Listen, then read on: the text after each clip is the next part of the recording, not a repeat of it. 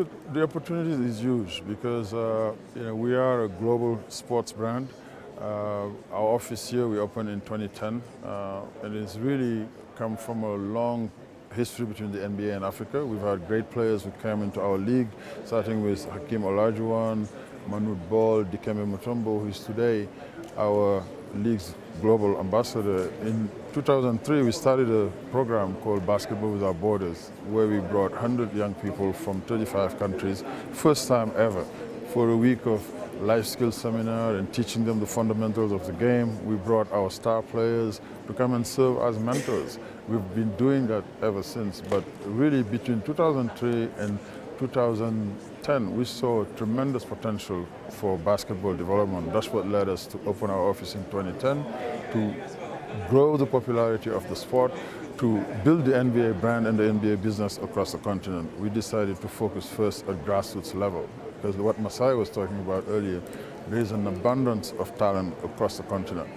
Where we saw an opportunity was just to make the game accessible, to make sure that these young boys and girls who have a passion for basketball has places where they could play. This is where we focus on building courts, teaching and training coaches at the beginning, and ultimately bringing our aspirational events like we did for the past 3 years with our NBA Africa game that we just hosted the third one in Pretoria in a brand new facility. These things didn't exist. So, we're very happy with the energy and really the growth in terms of popularity and interest from the young people. But certainly there's a lot of more work to be done to get our sport, to a place where we build an entire ecosystem where jobs can be created outside the court, because we talk about wanting to hire the best marketeers, the best broadcasters, the best social media specialists, and everything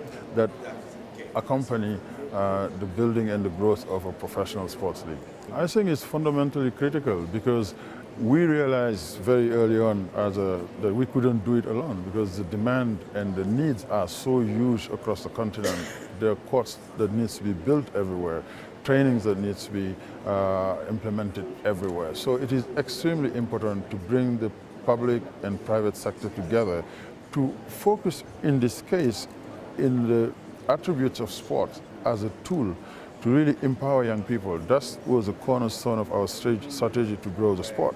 This is where we spent literally our entire first year just traveling across the continent, engaging with basketball federations and sports ministries to get them to buy in to the fact that sport should be looked at very seriously as a tool to get kids off the street, to inculcate the values of the game, which teaches young people to be perseverant, to be disciplined, to focus on their education. And I think we got government's attention in many countries focusing on that. Today, for example, we have an MOU with, for example, the Agence Française de Développement, where we're going to work together to use basketball as a tool to promote social inclusion.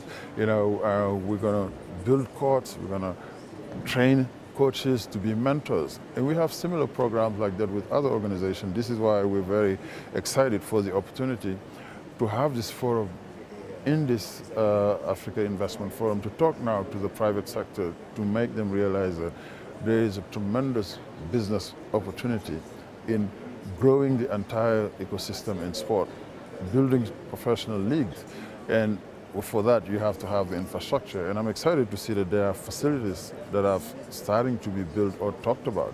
I think, this is what we've always, dreamed about, bringing our work in the mainstream conversations.